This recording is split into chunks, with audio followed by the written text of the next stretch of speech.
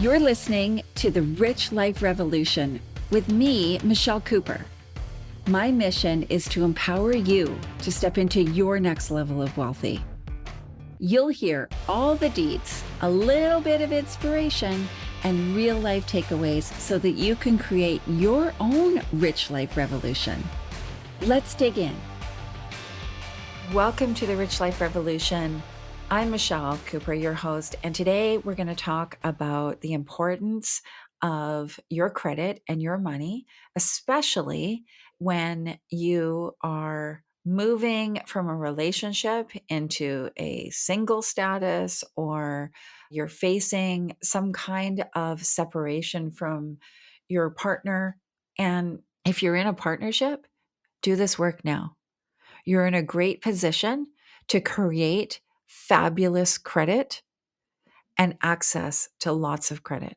Take responsibility for your finances, for your future, and for your wealth. Don't abdicate this responsibility. This is part of your rich life revolution.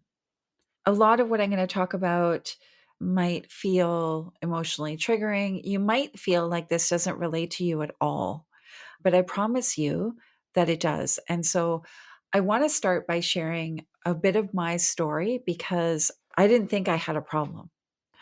So for years, while I was married, and I was married for 20 years, I declared very little income. So I've had my business for over 10 years now, and I wrote down my income through my business by claiming every single expense that I possibly could so that I didn't pay taxes. So that's a tax strategy. I wasn't avoiding taxes. I wasn't doing anything illegal. I was purely taking advantage of having a business and writing off every single expense that I could. You would think that's great, right? And it was. I didn't pay taxes for years, like years and years, like probably 6, 7, 8 years. Well, it's a great tax strategy if you're married and your partner has a salary, a good income.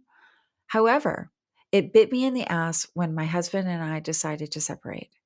Now, us separating came as a surprise. I did not expect this. We were struggling in our marriage, and some other things started to creep into the situation. And suddenly we found ourselves separating. Neither of us were prepared for this. And I realized very, very quickly that because I had no real taxable income, I haven't built up a savings account, and I also hadn't built up my own credit. You see, all of our credit cards and loans were in his name. He had the job, he had the income, he had the credit. It was like I was a new human being on the planet. So, besides filing tax returns, which pretty much had little income on them, there really wasn't anything in my name, including our home utilities. Everything was in his name. So, does this sound familiar to you? If any of this resonates with you, take this as a shot in the arm to get your shit together, sister, and start looking out for yourself. Now, it doesn't mean that you're on your way to separation or divorce or anything. I wish I had looked at this through a different lens. That's all. Way before we got to the separation point. So if any of this resonates with you, or your credit's in the toilet and you don't know what to do, listen up, sister, because this is all fixable. And I'm going to show you how to do this today. Your credit matters because you and your dreams matter. And in the world we live in, despite the fact that many of us want to live off grid, like a little house on the prairie, trading our chickens' eggs for what we need in this world, it's just not the world we live in. We need credit. We need credit cards. We have to be able to do things in the world. We want to be able to purchase things that require a credit card that we can put into an app or a website or something. It's just a fact of life. And it's not a bad thing. So I have seen some people post about the detriments of operating in a credit society and how everybody should use cash and not leave their money in the bank and stuff. But we're not going to go into that in this episode. There's definitely value to a cash operating economy, but there's also a lot of value in you building credit. You matter, your dreams matter, and your credit matters. So let's get into the how to here. What did I do to fix this situation? Because this was not necessarily easy and it didn't happen fast. So bear with me here. I had to start from scratch. Now, this can feel overwhelming. And it was, like I said, not easy. In some aspects, it was challenging and difficult. I started by putting the utilities in my name. Now, I had no choice. We were separating. I had to put the utilities in my name. And some of them wanted a deposit. And I'm like, what? What do you mean? Like, I'm a 50-year-old woman and I need to pay a deposit like I'm a high school kid? What are you talking about? But some utilities, like I didn't have a credit history. They didn't know me. They didn't care about my whole explanation of how me and my husband were separating and blah, blah, blah, blah. No, like, can you pay a $500 deposit? So I just had to like do that. The great thing was, I remember paying a deposit to the electrical company and it was $500. And a year later, they gave me that money back and it basically took care of my electricity bill for like 3 or 4 months. So that was awesome. So I used the money that I would have paid my electricity bill and put it into a savings account. The second thing I did was I checked my credit report. Now you can get a free credit report from TransUnion or Experian. I use Credit Karma. My score was 420. Like it was in the toilet. I don't know that you can get any lower than that, to be honest. It was embarrassing and awful. And I remember feeling a lot of shame about it. But I was like, okay, I got to start from somewhere. At least I know where I'm starting from. And I happen to be somebody who loves to tick boxes. And so I wanted to create like a little map of me like improving my credit score. So that's how I gamified it to make it exciting to me. I also Googled the easiest credit cards to get for where I live. So I'm in Canada, I'm in British Columbia, and the one that repeatedly came up was Canadian Tire MasterCard. So if you live on the West Coast, that might be an option for you. I applied. I got a card with $1,000 limit. Okay, well, that limit gets used up pretty quickly. But I used it to pay for gas and some groceries, and I would pay it off as I used it. And I would make sure that the balance was paid in full before the statement date every single month. The limit quickly grew, and I got offers through Credit Karma for other cards. So I saw, I checked, the credit card landed on my Credit Karma account and, I monitored it. I was making all my payments and they increased my limit pretty quickly. Now, I didn't go on a spending frenzy, even though I would love to. And I also didn't go on a frenzy to get all the different cards that I could get because Credit Karma were offering me quite a few cards. I did get one other card. It was through Tangerine and it was a cashback MasterCard. They gave me a limit right off the bat of $4,000. Once I had that, and that was, used and paid and used and paid, after about 3 or 4 months, they offered me a line of credit. And I said yes. And that was awesome. And so what I would do is I'd use the card, I'd use the line of credit to pay off the card, and then I'd use my cash to pay off the line of credit. So the first year that I was separated, I filed my taxes on time and I reported a decent income. So, yes, I had to pay the taxes on that, but I knew I was building something and I just had to suck it up and do it. So, I think my income that year was $85,000 Canadian, and that came from my business. And I paid the taxes on that. I think it ended up being about $5,000 or $6,000 in taxes. And so then I now had taxes with an income on it.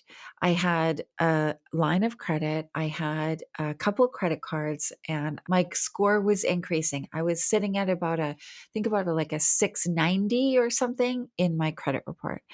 And I decided that I wanted to get a Jeep. So I went down to the dealership and I asked them, I test drove a Jeep and I went in and they were like, do you want to buy this? I was like, I don't know. It depends on what kind of financing you've got. Well, it was during COVID. They had 0% financing. So I applied for that. I got that. And this was a big one. This could not have happened if I didn't do all the steps before that. So it can be difficult to get financing for vehicles or a loan when you're self employed. But because I was doing all these other things, they could see I had income, they could see I pay my bills, and they gave me the loan. And I kept monitoring my credit. So I kept an eye on this stuff. So I created a weekly money date for myself, and I knew when my bills were due, I knew what my income was, I knew what my expenses were, and I knew who owed me money, who I owed money to. I got really clear. So I do have a free workbook called Your Money Date that you can get. I'll put the link in the show notes here, and that will help you get organized and create a money date for yourself every week. So let's briefly talk. I'm going to give you 5 steps of how to quickly improve your credit. So you're going to start by opening up your latest credit card statements, and you're going to write down the credit limit, the balance, the interest rate, and the due date for your payment, and your statement date. Then you're going to calculate your credit utilization. So you calculate your utilization by dividing the balance of your credit card by your credit limit amount. So, for example, if your credit limit is $1,000 and your balance is 500, you would divide 500 by 1,000 and you'll get 50%. So, the ideal utilization of your credit card account is 23%, but 49% is also really good. It should never get above 75%. Then that's where your credit score starts to drop. So you'll want to calculate your ideal utilization number by multiplying your credit limit by the percentage. So if your credit limit is $1,000, you times that by 23%, that utilization number would be 230. By 49%, it would be 490. And by 75%, it would be 750. So those are the balances. You don't want to go above those balances on your statement date. So if your statement date is the 15th of the month and you want to be sitting at the 49% and your credit limit is $1,000, you won't want to be owing more than $490 on your statement date. So that means 3 or 4 days before your statement date, you need to pay down your balance so that it is below the utilization target that you're looking for. You're going to compare where you are now to where you want to be. Basically, if you're above 75%, your first goal should be to get your utilization to 75%. If you're between 49 and 75%, your goal could be 49 or maybe even 23%. Calculate those numbers. Where are you now? Say your balance is $750 and you want to be at the 23%, you would be aiming for a $230 balance. So, how much do you have to pay to reach your goal? And remember, this amount should be paid 3 or 4 days before your due date, plus any interest if you're carrying a balance. So I do have a spreadsheet that does all these calculations for you, and I'll put the link to that in the show notes. This all may sound like too much math for you to do, and I might have just blown your mind, and you're like, I don't even know what you're saying. This is like a foreign language. But if you just sit down and do this, and maybe you need support for that. So maybe you need the spreadsheet. Maybe you need support in understanding this. You're not alone. But this is really, really an important aspect of you revolutionizing your life. Because today my finances look very different. I've been divorced almost 2 years. I've been separated for nearly 6 years, and I'm financially independent. I have great credit. I have clean credit cards, and the banker offers me help instead of me begging them for help. Believe me, the time you need money is not the time to ask for it. Ask for it before you need it. Set it up so that it's there when you do need it. The bank will give you credit when you don't need it. They will rarely give it to you when you do need it. I hope this helped. I hope it's not too overwhelming. I know I threw a bunch of math at you, but I know that you also got this. Thanks for hanging out with me. I hope you got at least one gold nugget today. Be sure to grab your copy of the Rich Life Revolution workbook to help you set the foundation for your next level of wealthy. Get it now at richliferevolution.ca, and I'll see you later.